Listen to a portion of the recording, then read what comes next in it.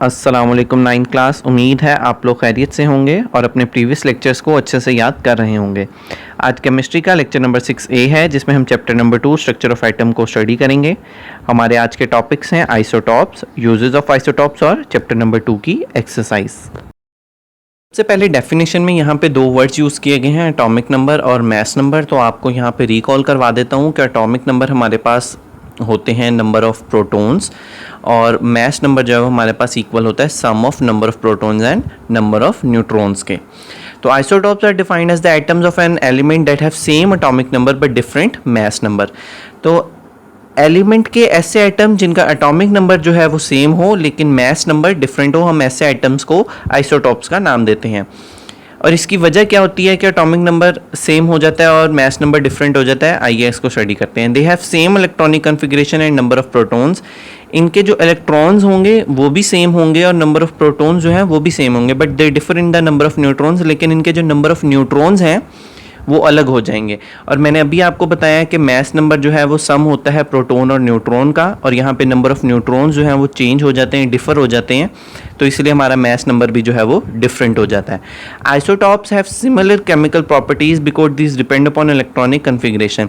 लेकिन इन आइसोटॉप्स की जो केमिकल प्रॉपर्टीज़ होंगी वो सेम होंगी, और इसकी वजह क्या है, क्योंकि केमिकल प्रॉपर्टीज़ जो हैं वो इलेक्ट्रॉन्स पर और इलेक्ट्रॉनिक कन्फिग्रेशन पर डिपेंड करती हैं। But they have different physical properties because this depends upon mass number. लेकिन इनके फिजिकल प्रॉपर्टीज़ जो हैं वो अलग होंगी और क्योंकि ये डिपेंड करती हैं मास नंबर पर। Mass of the elements, most of the elements have isotopes. Here we will discuss the isotopes of hydrogen, carbon, chlorine and uranium only.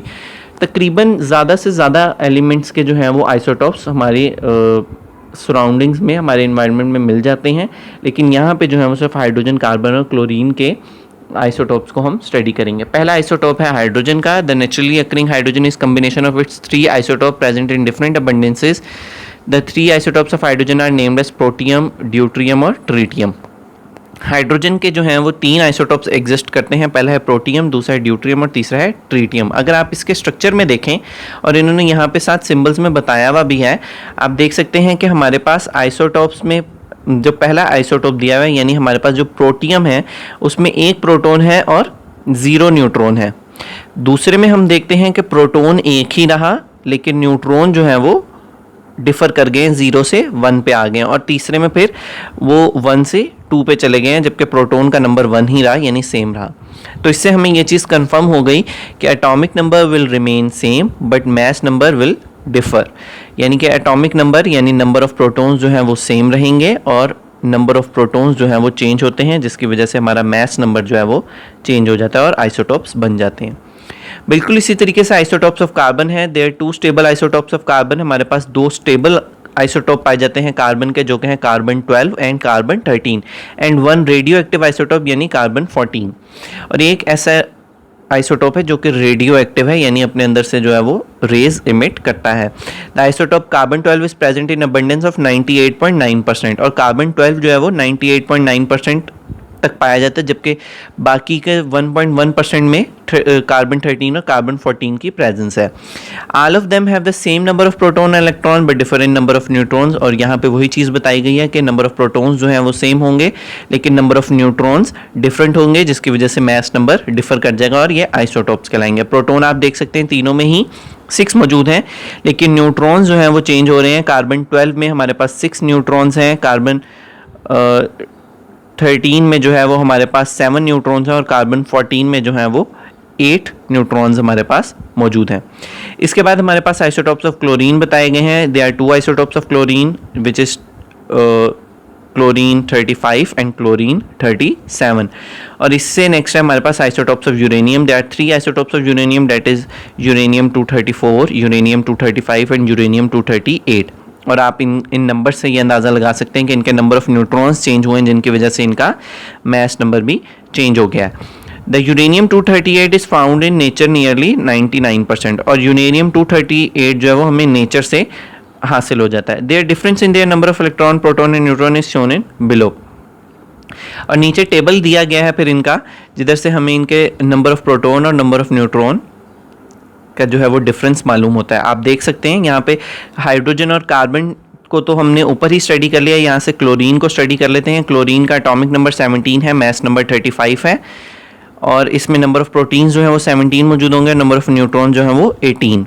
और बिल्कुल इससे अगला क्लोरीन जो क्लोरीन 37 है, इसमें हमारे पास नंबर ऑफ न्यूट्रॉन जो है वो 20 हो गए हैं।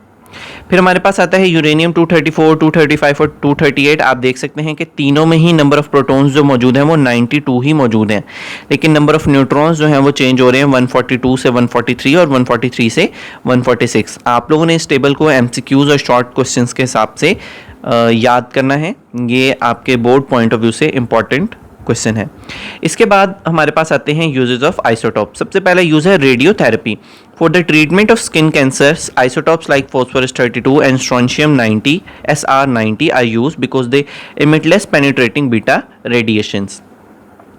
हम स्किन कैंसर के लिए फॉस्फोरस 32 और स्ट्रोंशियम 90 को जो है वो इस्तेमाल करते हैं। ये SR का मतलब है स्ट्रोंशियम और P का मतलब है फॉस्फोरस। हम स्किन कैंसर को ट्रीट करने के लिए इन दोनों एलिमेंट्स का या आइसोटॉप्स का यूज़ करते हैं, क्योंकि ये कम जो है वो रेस इमिट करते हैं। For cancer cobalt 60 CO60 affecting within the body is use because it emit strongly penetrating gamma race.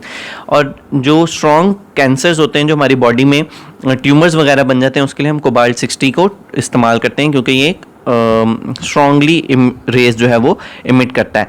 यहाँ पे दो रेडिएशंस यूज़ की गई हैं, बीटा रेडिएशंस और गैमा रेडिएशंस। तो आपने याद रखना है कि गैमा रेडिएशन सबसे ज़्यादा पेनिट्रेटिंग होती हैं, बिल्कुल न्यूट्रॉन्स की तरह, जैसे हमने पढ़ा था, ये ज़्यादा पेनिट्रेट कर जाती हैं बॉडी में, जबकि बीटा रेडिएशंस किसी बॉडी में इतनी ज़्यादा पेनिट्रेट नहीं करती, माइल्ड होती हैं। Tracer for diagnosis and medicine. The radioactive isotopes are used as tracers in medicine to diagnose the presence of tumor in the human body। और हम isotopes को जो है वो मेडिसिन वगैरह में भी इस्तेमाल करते हैं, ताकि हम डिटेक्ट कर सकें कि ह्यूमन बॉडी में ट्यूमर वगैरह प्रेजेंस है या नहीं। Isotopes of iodine 131 are use for diagnosis of goitre. गिल्लर्ड की बीमारी, गोइटर कहते हैं गिल्लर्ड की बीमारी को, इसको डिटेक्ट करने के लिए जो है वो हम आयोडीन 131 को जो है वो इस्तेमाल करते हैं। Similarly technetium is use to monitor the bone growth. और टेक्नीटियम जो हम यूज़ करते हैं चेक करने के लिए कि हमारी बोन ग्रोथ जो है वो प्रॉपरली हो रही है या नहीं। इसके बाद आता है archaeological and geological use. The radioactive isotopes are use to estimate the age of fossils like dead plants and animals and stones etc। हम मुख्तलिफ आइसोटॉप्स जो हैं वो इस्तेमाल करते हैं ताकि हम फॉसिल्स की जो है, यानी डेड प्लांट्स और एनिमल और स्टोन्स को की एज को या उनकी वो कब से ज़मीन में दबे हुए हैं, उस सारे टाइम को स्टडी करने के लिए हम आइसोटॉप्स का इस्तेमाल करते हैं। The age determination of very old object based on the half life of radioactive isotope is called radioactive isotope dating. और ये जो एज डिटरमाइन करते हैं, यानी हम जानते हैं ये किस पे डिपेंड करती है, half life of radioactive isotopes पे, जिसे हम रेडियो एक्टिव आइसोटॉप डेटिंग का भी नाम देते हैं। An important method of age determination of old carbon containing objects by measuring the radioactivity of C14 in them is called radiocarbon dating और simply carbon dating। और एक और तरीका जो कि हम इस्तेमाल करते हैं, हम ऐसे ऑब्जेक्ट्स में जिनमें कार्बन मौजूद होती है, तो हम उसमें कार्बन 14 की जो है वो अमाउंट को चेक करते हैं कि वो कितनी है, और उस हिसाब से हम फिर उसकी एज को जो है वो एस्टिमेट कर लेते हैं। कार्बन 14 अभी हमने पढ़ा कि एक आइसोटॉप है। इस प्रोसेस को, इस एज एस्टिमेशन को कार्बन 14 के इस्तेमाल से या कार्बन के इस्तेमाल से हम इसको नाम देते हैं कार्बन डेटिंग का, एज एस्टिमेशन को। इसके बाद हमारे पास आते हैं chemical reaction and structure determination. The radioisotopes are used in a chemical reaction to follow a radioactive element during the reaction and ultimately to determine the structure. For example, C14 is used to label CO2 as CO2 is used by the plant for photosynthesis to form glucose. Its movement is detected through the various intermediate steps up to glucose. तो हम क्या करते हैं कि मुख्तलिफ chemical reactions में हम isotopes को इस्तेमाल करते हैं एज अ एनर्जी सोर्स भी, और दूसरा इस वजह से भी ताकि हम जो रिएक्शन हो रहा है उसका पाथवे जो है वो ट्रेस कर सकें कि कौन सी कंपाउंड जो है वो कौन से सब्सटेंस को, कौन से रिएक्टेंट्स को इस्तेमाल कर कर बन रहा है। मिसाल के तौर पे हम कार्बन 14 को इस्तेमाल करते हैं फोटोसिंथेसिस में ताकि ग्लूकोज बना सकें, और फिर हम मुख्तलिफ इसमें जो है वो प्रोसीजर्स फॉलो करते हैं ताकि हम इस कार्बन 14 के पाथवे को देख सकें कि कौन सा कार्बन जो है वो जाके ग्लूकोज के साथ अटैच कर रहा है। इसके बाद हमारे पास आता है application in power generation. Radioactive isotopes are used to generate electricity by carrying out controlled nuclear fission reactions in nuclear reactors. हम रेडियो एक्टिव आइसोटॉप्स को इस्तेमाल करते हैं न्यूक्लियर फिशन के रिएक्शंस में, और आपको ये बताता चलूँ कि न्यूक्लियर फिशन रिएक्शंस ऐसे रिएक्शंस होते हैं जिनमें हीट जो है बहुत ज़्यादा रिलीज़ होती है। और न्यूक्लियर फिशन का रिएक्शन हमने फर्स्ट चैप्टर में भी किया था। ये ऐसे रिएक्शंस होते हैं जिसमें एक न्यूक्लियस या एक एटम जो है वो मज़ीद छोटे एटम्स में तकसीम होता है और इसके साथ साथ बहुत ज़्यादा एनर्जी जो है वो रिलीज़ करता है। ऐसे रिएक्शंस को हम न्यूक्लियर फिशन का नाम देते हैं। और एज अ रिजल्ट जो हीट या जो एनर्जी रिलीज होती है हम उसको इस्तेमाल कर लेते हैं इलेक्ट्रिसिटी जनरेट करने पे। मिसाल के तौर पे when U-235 is bombarded with slow moving neutron, the uranium nucleus break up to produce barium 139 and krypton 94 and 3 neutron. तो यहाँ पे एक रिएक्शन दिया गया है कि U-235 को जब हमने स्लो मूविंग न्यूट्रॉन के साथ अट्रैक्ट करवाया या अटैक करवाया तो हमारे पास रिजल्ट में बने हैं बेरियम 139 और क्रिप्टोन 94। ये दो अलग न्यूक्लियस बने हैं, साथ 3 जो है वो हमारे पास मजीद न्यूट्रॉन्स बन गए हैं और साथ हाई एनर्जी जो है वो हमें हासिल हुई है। ये जो large amount of energy is release which is use to convert water into steam in boilers. और फिर हम इस एनर्जी को मुख्तलिफ पर्पजेज़ के लिए इस्तेमाल करते हैं ताकि हम इलेक्ट्रिसिटी वगैरह जनरेट कर सकें। The steam then drive the turbines. और फिर क्या होता है, ये जो एनर्जी रिलीज़ हुई होती है ये वाटर को स्टीम में कन्वर्ट करती है बॉयलर्स में, और फिर वो स्टीम जो है वो टर्बाइंस को रन करती है और टर्बाइन को रन करने से इलेक्ट्रिसिटी जो है वो जनरेट हो जाती है। This is the peaceful use of atomic energy for development of a nation. और ये U-235 जो है वो हमारी एटॉमिक एनर्जी भी कहलाती है और हम इसको पीसफुल पर्पस के लिए भी इस्तेमाल कर सकते हैं, अनलेस के हम इसको अपने वारफेयर यानी जंगी सामान वगैरह के लिए इस्तेमाल करें। इसका एक पीसफुल इस्तेमाल है कि हम अपने मुल्क की तरक्की के लिए न्यूक्लियर एनर्जी जो है वो बनाएं और अपने मुल्क के लिए पूरी इलेक्ट्रिसिटी वगैरह जो है वो हासिल कर लें। ये एक अच्छा सोर्स है एनर्जी हासिल करने का। तो स्टूडेंट्स, आज हमारा चैप्टर नंबर 2 जो है वो कंप्लीट होता है। आप लोगों को इस चैप्टर नंबर 2 को अच्छे से याद करना है। आप लोगों ने इसके शॉर्ट क्वेश्चंस, एक्सरसाइज के शॉर्ट क्वेश्चंस और एक्सरसाइज के MCQs अपने नोट्स से तैयार करने हैं। जिन बच्चों ने नोट्स ले लिए हैं वो वहाँ से याद करें, और जिन बच्चों ने अभी तक नोट्स परचेज़ नहीं किए वो स्कूल से नोट्स परचेज़ कर लें। इसके अलावा आप लोगों ने चैप्टर नंबर 2 को अपनी बुक पर मार्क कर लेना है। और इसके अलावा मैं आप लोगों को ये चीज़ भी बता दूं कि हमारे पास चैप्टर्स में मुख्तलिफ टेस्ट योर सेल्फ दिए होते हैं, जैसा कि आप लोग अब नेक्स्ट पेज पर देख सकते हैं कि हमारे पास टेस्ट योर सेल्फ हैं।